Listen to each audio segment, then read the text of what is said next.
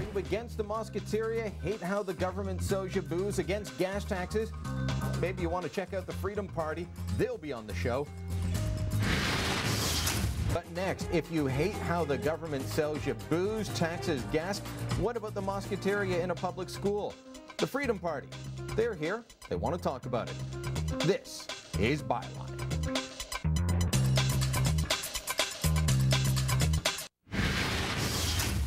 Dalton McGuinty's Liberals are now allowing organised prayer services in Ontario's public schools during class. Tim Hudak's Progressive Conservatives say they'll do nothing to stop it. That's because PC leader Tim Hudak is now quietly committed to faith-based public schools. Choice, but within our public school system. A Freedom government will say no to faith-based public schools.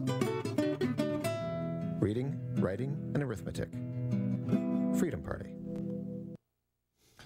Last week, when I was lamenting the state of progressive conservative parties at the provincial level across the country, I said, there's not really a conservative alternative out there. Of course, in Alberta, they've got Wild Rose Alliance, and I think that party just got a shot in the arm with what looks like a surefire win by Gary Marr, a Liberal, inside the Tory tent in Alberta. But many of you in Ontario wrote to me and said, you're wrong, Brian, you're wrong, you're completely wrong. There's the Freedom Party. Paul McKeever was one of those that wrote to me. He is the leader of the Freedom Party, joins us now from Toronto. Mr. McKeever, thanks for coming in. Oh, thank you, Brian. The ad that we just played, and we've got a couple others ready for you, that ad was about faith-based schools. What specifically is the issue that you're going for there? Is this just about what's become known as the Mosquiteria, or is this about all religion in schools? You want it all out? Well, we're talking specifically about the public school system, not the separate school system. It's been a secular system until just in 2010, when Dalton McGuinty's ministry introduced a religious accommodation policy, which is actually province-wide. The rest of the province isn't as keenly aware of what's going on yet. They will be soon. But what's happening is that under this, or under the guise of religious accommodation, we're actually introducing basically taxpayer funding for organized religious practice, whether that means in the cafeterias, as you were mentioning, having halal menus, whether that means organized prayer during class, but in the cafeteria with 400 students leaving class to pray in accordance with an imam's leadership of that prayer. In Windsor, Ontario, we have schools that are teaching, at least one school, under the guise of a pilot project, saying that children will be taught in their first 3 years of elementary school in Arabic 50% of the time. All of this is just a creeping way of getting religion into the public schools, and we're concerned that Tim Hudak's been absolutely silent about this. He's leader of the official opposition. He should have been saying something, but it looks as though he's on the record as actually wanting this, because he is in his leadership bid, you saw that in the commercial, promising essentially to his members that, don't worry, we'll use the public school system as the base, and we'll bring religious education in there. And he talks about school choice, but within the public system. And given your name, Freedom Party, I would have expected that you might have been promoting a school choice or voucher system or charter school system sort of thing. But I have to say, reading it, Freedom Party will prohibit public schools from providing or designating prayer rooms, etc. It's all about one size fits all. It actually sounds more statist than freedom. Does the Freedom Party back the idea of school choice, where parents get a say in where their kids go to school and what kind of school it is? Oh, absolutely. We have consistently campaigned, 2003's election, 2007 election.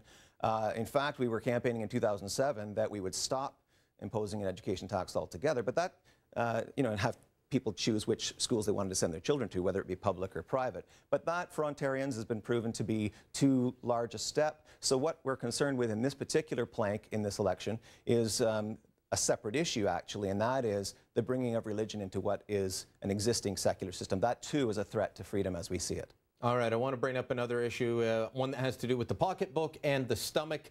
Right. I think we've got another ad ready. This one on beer and wine in corner stores. Here it is. You're at the 24-hour grocery store. Your friends are coming over for dinner in a few minutes, but you have no wine or beer to offer them. You check your watch. The liquor store and the beer store are both closed. With a Freedom government, this will never happen again. If you are an adult, you'll be able to buy wine and beer in the grocery store or in a convenience store 24 hours a day, 7 days a week. convenience from Freedom Party.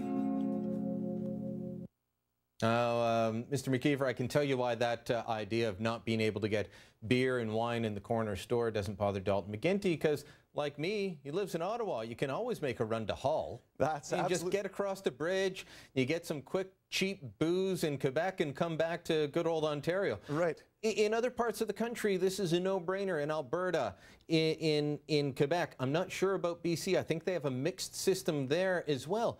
Why are we stuck with what we've got in Ontario? Well, I think primarily because of the unions and the LCBO wanting to maintain a monopoly. And so you're proposing scrap that?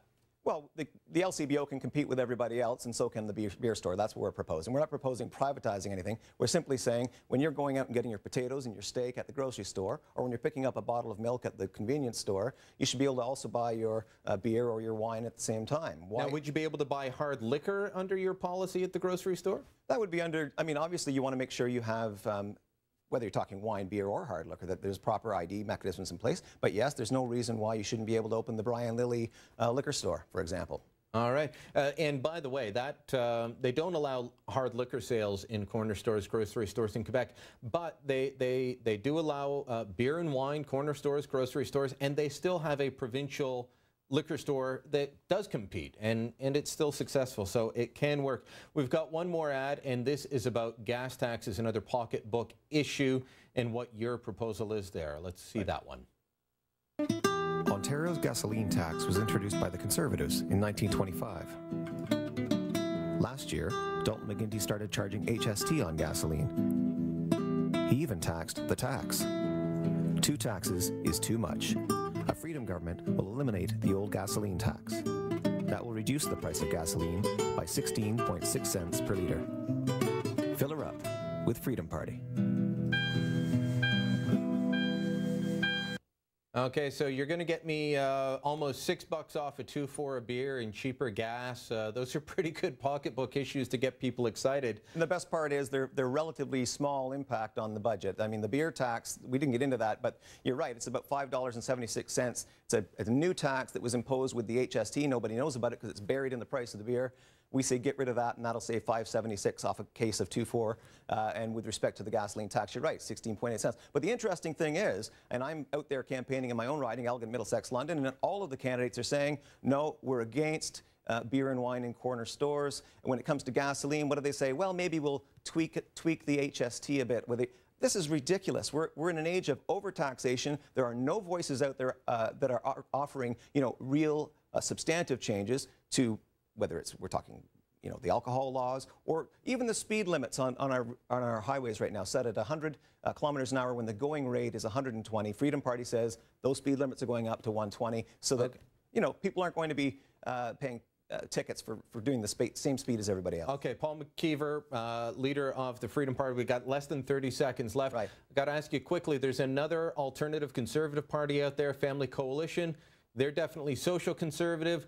Looking at your platform, you seem more libertarian. Are you socially conservative at all, or is it purely a fiscal and libertarian type conservatism that you're advocating? I think your audience would see it as a fiscal conservative party. Generally, what we're looking for is a more rational governance. We're not an anti-government party like the Libertarians, and we're not what some people would call social conservatives. We basically like to focus on those pocketbook issues and get rid of the ridiculous things that are going on in our school system, even in our legislature. Let's just get things back to the way they were when we lived in a saner and less expensive Ontario. All right, Paul, thanks for coming in. Freedomparty.on.ca. If you can't remember that, it will be at the blog, lillyspad.ca.